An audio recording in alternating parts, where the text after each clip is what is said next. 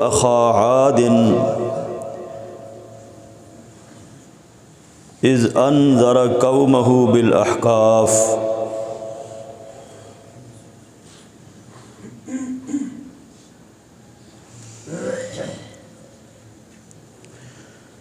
آج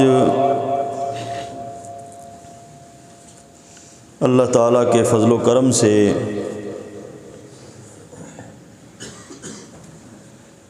تذکرہ انبیاء جو سلسلہ وار ہمارا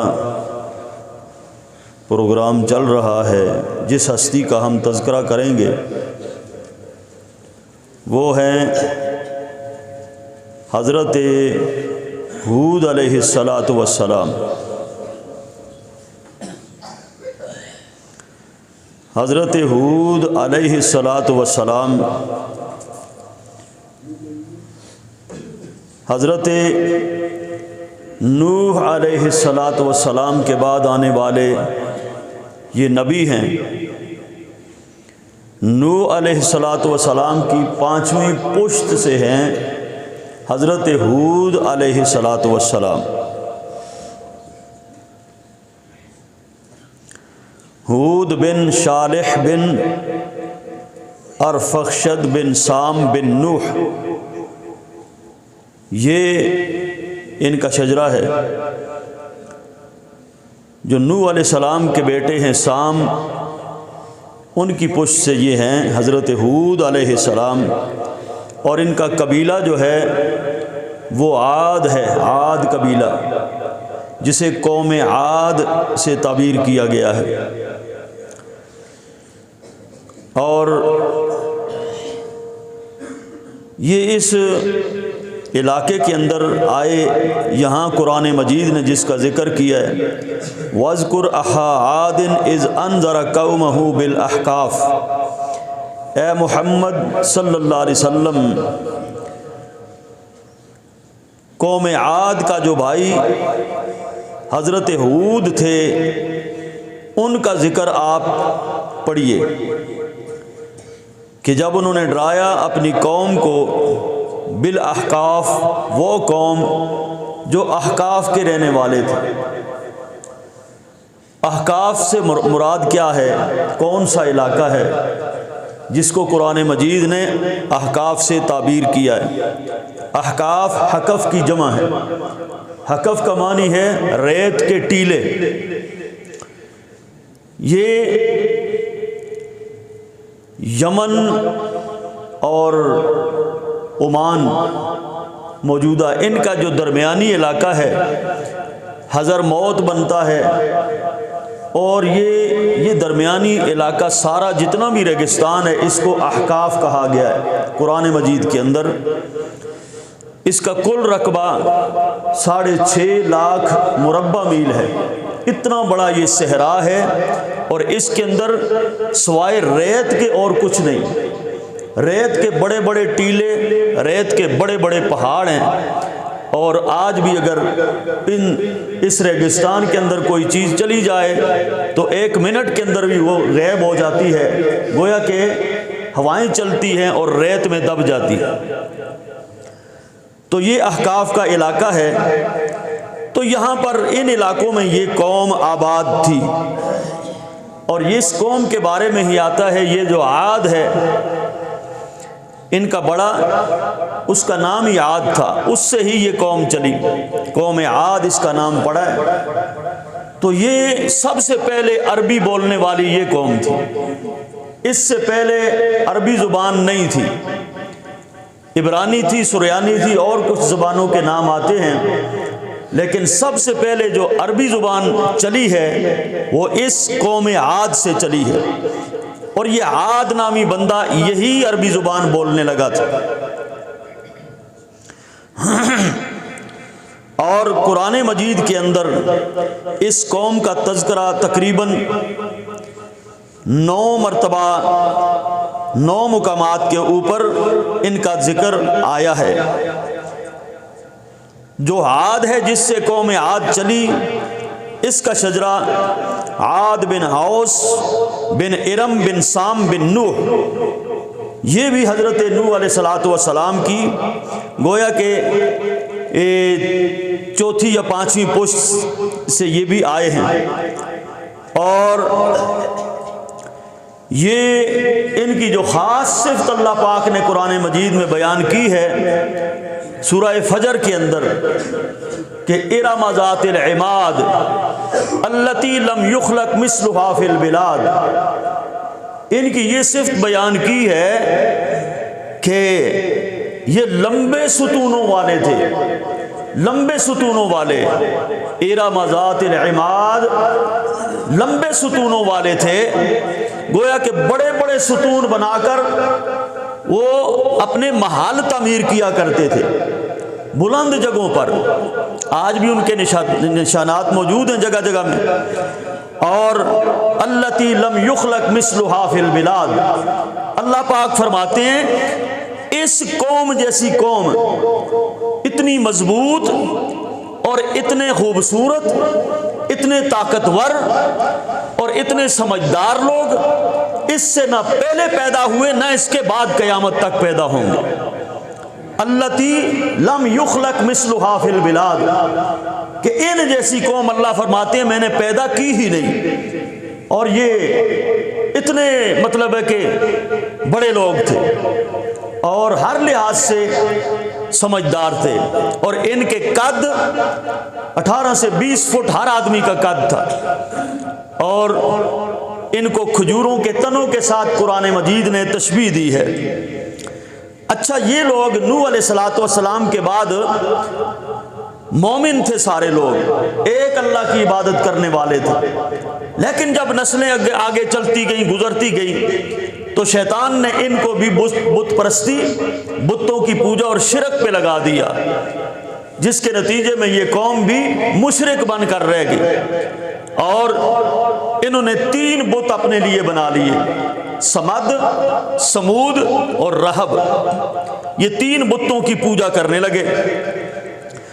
تو یہ ایک روایت کے اندر یہ بھی آتا ہے کہ یہ جو عاد تھا نا، عاد، اسی کا بیٹا تھا شداد۔ شداد ایک معروف نام گزرا ہے،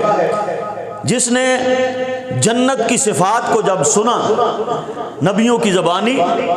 جنت کی صفات کو سنا، اس میں ایسے باغات ہوں گے، ایسے محلات ہوں گے، اور یہ نعمتیں ہوں گی، تو اس شداد نے جنت کی مثل تعمیر فرمائی، تعمیر کی اس نے، اور یہ جسارت کی اس نے کہ میں اللہ کے مقابلے میں نعوذ باللہ میں بھی ایک جنت اس دنیا کے اوپر بناتا ہوں، تاکہ لوگ جو اس جنت کے متلاشی ہیں، اس جنت کا شوق رکھتے ہیں، جیتے جی دنیا کے اندر میری جنت میں آ جائیں۔ یہ شداد اسی قوم عاد سے تھا اور عاد کا بیٹا تھا، اور جنت بنانے کے اوپر اس نے 300 سال لگائے، 300 سال لگا کر اس نے جنت تعمیر کی، اور یہ قرآن مجید کا اسی طرف اشارہ ہے، ارم ذات العماد، کہ وہ لمبے لمبے ستونوں والے محلات تعمیر کیے انہوں نے، گویا کہ ہو سکتا ہے یہ اسی جنت کی طرف اشارہ ہے کہ بڑے بڑے ستونوں کے اوپر انہوں نے محلات تعمیر کیے اور اس کو جنت کا نام دیا۔ لیکن جب جنت اس نے بنائی تو مفسرین کرام لکھتے ہیں جب وہ مکمل ہو گئی تو اس نے یہ سارے لوگوں کو، بڑے بڑے جو لوگ تھے،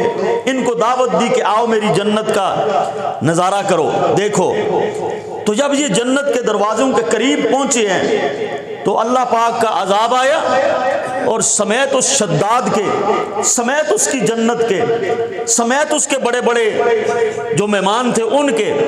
وہ سارا کچھ اللہ کی عذاب کے لپیٹ میں آیا، اور سب چیز زمین کے اندر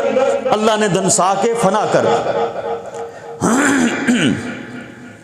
تو خیر، یہ لوگ بت پرستی کے اوپر لگ گئے اور ان کی طرف بھیجے گئے یہ حضرت ہود علیہ السلام، جو انہی قوم عاد اس قبیلے سے تعلق رکھتے تھے، انہوں نے آ کر ان کو دعوت دی، لیکن حضرت ہود علیہ السلام کی انہوں نے کوئی بات نہیں مانی، کوئی بات انہوں نے نہیں مانی۔ ہود علیہ السلام وہ بھی قداور تھے، اسی قوم میں سے تھے، انہی جیسا ان کا بھی قد بت تھا، ان جیسے ہی خوبصورت اور توانا طاقتور انسان تھے حضرت ہود علیہ السلام، اور ان کا چہرہ سورج کی طرح روشن اور چمکتا تھا، خوبصورت تھے، اور بہت بڑی اور گھنی داڑھی ان کے سینے کے اوپر سجی ہوئی تھی، اور مختصر سا یہ ان کا حلیہ بھی نقل کیا گیا ہے۔ تو پھر قوم نے ان کی بات نہیں مانی، انہوں نے کم و بیش مفسرین نے لکھا ہے 50 برس تک قوم کو اللہ کی توحید کی طرف بلایا، ایک اللہ کی عبادت کی طرف بلایا، لیکن قوم نے نہیں مانی، قوم نے انکار کیا، سراسر انکار کر دیا کہ ہم اپنے باپ دادوں کے دین کو نہیں چھوڑیں گے، اے ہود ہم تیری بات نہیں مانیں گے، اور تیرے بتائے ہوئے ایک رب کی عبادت ہم نہیں کریں گے۔ تو نتیجہ یہ نکلا مختصر یہ کہ ان کے اوپر بھی اللہ پاک نے عذاب بھیجنے کا فیصلہ کر لیا۔ ان کے اوپر نوح علیہ السلام کی قوم پر جو عذاب آیا شرک کی وجہ سے، نبی کی نافرمانی کی وجہ سے، وہ پانیوں میں غرق کر دیے گئے، اور قرآن کہتا ہے مما خطیئاتہم اغرقوا فادخلوا نارا، ان کی خطاؤں کی وجہ سے، نافرمانیوں کی وجہ سے ہم نے ان کو صرف پانیوں میں غرق نہیں کیا، وادخلوا نارا، بلکہ ان کو جہنم کی آگ میں بھی ہم نے داخل کر دیا۔ تو یہاں یہ لوگ بھی اسی شرک کے اندر مبتلا ہوئے اور نبی کی نافرمانی کی انہوں نے، تو اللہ پاک فرماتے ہیں کہ ان لوگوں کو بھی وَأَمَّا عَادٌ فَأُهْلِكُوا بِرِيحٍ صَرْصَرٍ عَاتِيَةٍ سَخَّرَهَا عَلَيْهِمْ 7 لَيَالٍ ثَمَانِيَةَ أَيَّامٍ حُسُومًا فَتَرَى الْقَوْمَ فِيهَا سَرْعًا۔ قرآن کہتا ہے ان کے اوپر جو عذاب ہم نے بھیجنے کا فیصلہ کیا وہ تند اور تیز آندھی تھی، سرسرن عاتیہ، ٹھنڈی یخ بستہ آندھی ہوا، ہم نے ان کے اوپر 7 دن 8 راتیں، 7 دن اور 8 راتیں ہم نے وہ آندھی ان کے اوپر شدید ترین چلا کے رکھی، اتنی چلائی ہوا ان کے اوپر کہ جو یہ پہاڑوں کے اندر گھسے ہوئے تھے اپنے محلات کے اندر،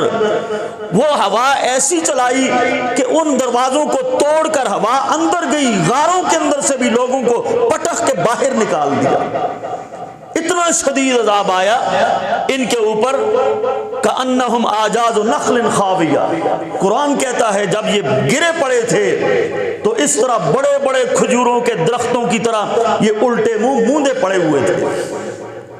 شرک کی وجہ سے، نافرمانی کی وجہ سے۔ اور جگہ جگہ میں اللہ پاک نے ان کا تذکرہ فرمایا، اور حضرت ہود علیہ السلام کو اللہ پاک نے نجات عطا فرمائی اور فرمایا وَلَمَّا جَاءَ أَمْرُنَا نَجَّيْنَا هُودًا وَالَّذِينَ آمَنُوا مَعَهُ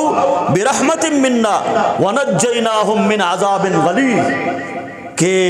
جب ہمارا حکم آ گیا عذاب الہی کا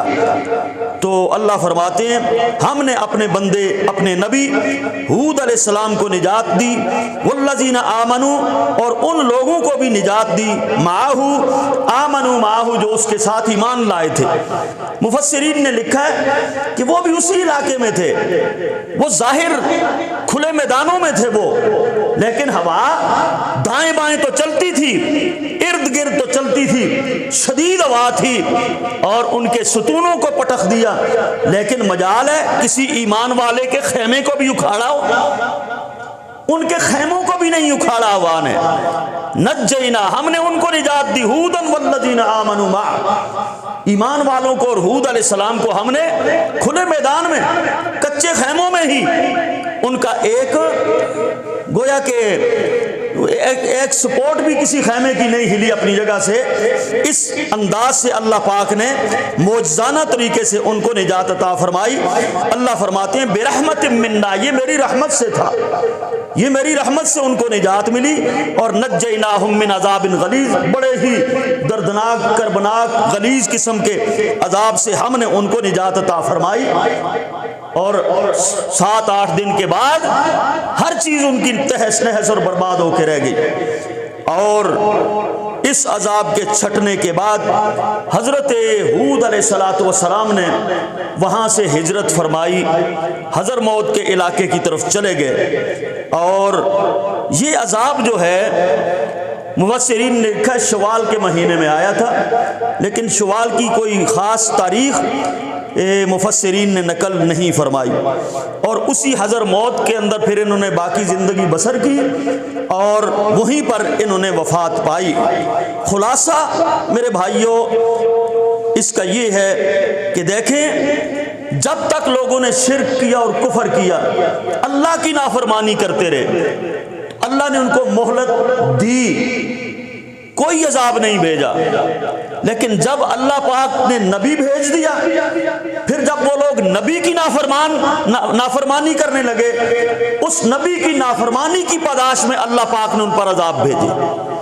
اپنی نافرمانی کے اوپر عذاب نہیں آئے، شرک کرتے ہیں لگے رہے، کفر کر رہے ہیں لگے رہے، کرتے رہے، اللہ نے عذاب نہیں بھیجا۔ جب نبی آ گیا، نبی نے ان کو بات بتائی سمجھائی، جب نبی کی نافرمانی کی تو نبی کی نافرمانی کی وجہ سے تباہ کن عذاب اللہ پاک نے نازل فرمایا۔ قوم نوح کے اوپر بھی اور قوم ہود علیہ السلام کے اوپر بھی نبی کی نافرمانی کی وجہ سے عذاب آتا ہے۔ مجھے اور آپ کو بھی اس ضمن میں دیکھنا چاہیے، عبرت کا سامان ہمارے لیے یہ ہے کہ دیکھو اللہ اپنی نافرمانی پر عذاب نہیں بھیجتا، نبی کی نافرمانی پہ عذاب بھیجتا ہے۔ تو کیا ہمارے گھروں کے اندر نبی کی نافرمانی نہیں؟